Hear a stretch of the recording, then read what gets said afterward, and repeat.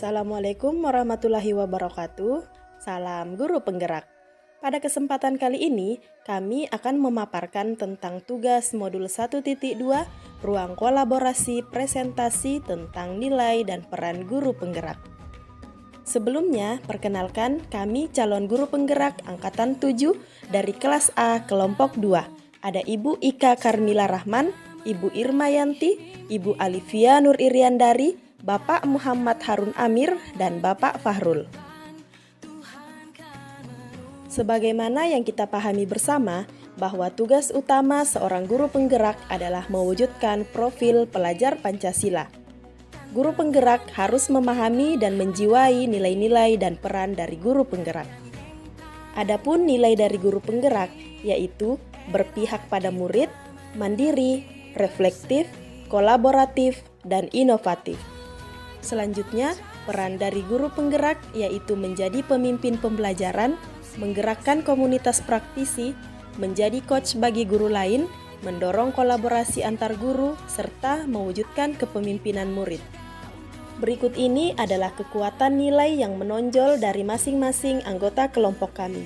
Kekuatan nilai guru penggerak yang saya miliki adalah berpihak pada murid. Nilai ini mensyaratkan guru penggerak untuk selalu bergerak dengan mengutamakan kepentingan murid. Segala keputusan yang saya ambil selalu didasari oleh semangat untuk memberdayakan diri serta memanfaatkan aset atau kekuatan yang ada untuk menyediakan suasana belajar dan proses pembelajaran yang positif serta berkualitas bagi murid saya. Segala hal yang saya lakukan bukan atas dasar pemuasan kepentingan diri sendiri maupun pihak lain, akan tetapi atas dasar kepentingan pembelajaran murid. Saya selalu berpikir tentang bagaimana mendahulukan murid, seperti apa yang murid butuhkan, apa yang bisa saya lakukan agar suasana belajar dan proses pembelajaran ini lebih baik. Bagaimana saya dapat membuka lebih banyak kesempatan bagi murid untuk mewujudkan dunia yang mereka idamkan.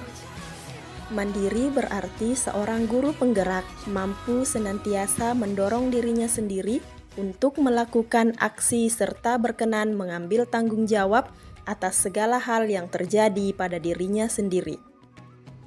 Guru penggerak yang mandiri berarti mampu memunculkan aktivitas dalam dirinya sendiri untuk membuat perubahan, baik untuk lingkungan sekitar atau dalam aspek pengembangan dirinya. Sebagai bentuk dari nilai mandiri, saya memiliki semangat untuk terus belajar mengembangkan diri dengan cara mengikuti pelatihan atau kegiatan. Baik itu pelatihan yang saya daftar secara mandiri ataupun pelatihan yang ditugaskan oleh sekolah, dinas, atau pihak lainnya.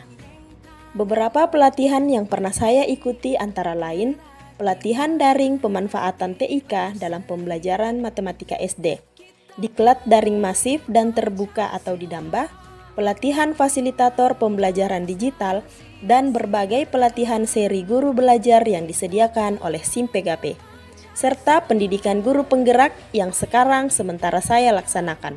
Guru penggerak senantiasa memaknai pengalamannya yang terjadi di sekeliling, baik yang terjadi pada diri sendiri maupun pihak lain secara positif, apresiatif, dan produktif. Ada 4 lensa yang digunakan dalam proses reflektif. Yang pertama adalah lensa diri. Yang kedua, lensa pembelajar. Yang ketiga, lensa rekan sejawat. Dan yang keempat, lensa literatur. Lensa diri, melakukan refleksi diri terhadap apa yang menjadi kekuatan dan kelemahan kita. Ini yang kemudian kita jadikan sebagai proyeksi ke depan. Yang kedua, lensa pembelajar. Hal ini menggunakan bantuan murid untuk melihat di mana letak kelebihan dan kekurangan kita dalam melakukan proses pembelajaran. Yang ketiga, lensa rekan sejawat. Kita bersama-sama rekan sejawat melakukan observasi dan pengamatan terhadap pembelajaran kita. Yang keempat, lensa literatur. Di literatur kita gunakan untuk meningkatkan kompetensi diri dengan memperbanyak literasi ataupun ikut pelatihan-pelatihan yang berguna untuk peningkatan komunikasi kita. Ada dua macam yang digunakan dalam metode refleksi. Yang pertama adalah refleksi 4P. Kita bisa menggabungkan antara peristiwa, perasaan, pembelajaran, dan penerapannya ke depan. Untuk peristiwa, paparan objektif berdasarkan pengalaman nyata atas apa yang sejauh ini telah kita alami. Dan perasaan, apa yang kita rasakan kini setelah mengikuti proses tersebut. Kemudian untuk pembelajaran, apa hal konkret yang dapat diambil sebagai pembelajaran dan mungkin membawa makna yang baik. Dan penerapan ke depan, hal apa yang sudah kita bisa terapkan. Yang kedua, refleksi dengan menggunakan metode 5M. Mendeskripsikan, merespon, mengaitkan, menganalisis, dan merancang ulang. Mendeskripsikan, menceritakan ulang peristiwa yang telah terjadi. Merespon, menjabarkan tanggapan yang diberikan dalam menghadapi peristiwa yang diceritakan. Mengaitkan, menghubungkan kaitan antara peristiwa dengan pengetahuan, keterampilan, keyakinan, atau informasi lainnya. Menganalisis dengan detail mengapa peristiwa tersebut dapat terjadi.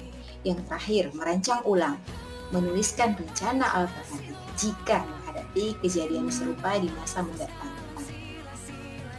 Berikut penerapan refleksi diri yang telah kami lakukan, yaitu adapun kegiatan yang biasa dilakukan adalah membuat agenda harian, proses pembelajaran di kelas, membuat jurnal refleksi, baik refleksi awal, refleksi proses, dan refleksi akhir, membuat angket refleksi tentang kekurangan dan kelebihan kita dalam proses pembelajaran, melakukan dokumentasi atau diskusi dengan rekan guru di sela-sela jam istirahat tentang hal-hal yang masih perlu perbaikan, melakukan literasi pembelajaran, dan ikut serta dalam pelatihan secara mandiri untuk menemukan alternatif peningkatan hasil refleksi diri.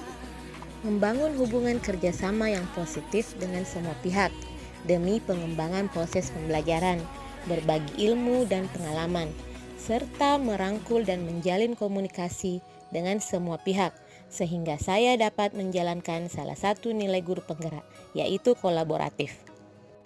Contoh penerapan nilai kolaboratif di sekolah kami adalah yang pertama, kolaboratif dengan teman sejawat, di mana saya berbagi ilmu menjadi narasumber dalam pelatihan Google Master Trainer. Saya juga berkolaboratif dengan siswa dengan mendiskusikan terkait proses pembelajaran yang akan dilakukan, sehingga nantinya diharapkan proses pembelajaran tersebut berpihak kepada murid. Saya juga aktif berdiskusi dengan orang tua siswa terkait perkembangan anak-anak mereka di sekolah, baik secara tatap muka ataupun melalui WA. Selanjutnya, kami juga berkolaboratif dengan komunitas terkait. Salah satunya adalah membentuk kerjasama dengan Lasismu untuk mengajarkan berinfak sejak dini kepada murid-murid di sekolah kami. Pembelajaran inovatif yang saya lakukan adalah merancang pembelajaran yang memunculkan ide gagasan segar, seperti membuat video pembelajaran yang dikhususkan untuk anak berkebutuhan khusus. Misalnya video yang menampilkan cara pembuatan bola besar yang terbuat dari limbah kertas, sehingga anak-anak dapat berkreasi dan orang tua juga dapat ikut berperang dalam membuat bola besar bersama anak mereka. Adapun rancangan program yang disepakati oleh kelompok kami adalah SSCR atau Student Cross Country Relay. Kegiatan ini adalah program dari salah satu peran guru penggerak, yaitu mewujudkan kepemimpinan murid. Tujuan dari kegiatan ini adalah untuk melatih sikap mandiri, kolaborasi, inovasi, reflektif, serta tentunya dapat menyenangkan dan sesuai dengan kebutuhan anak.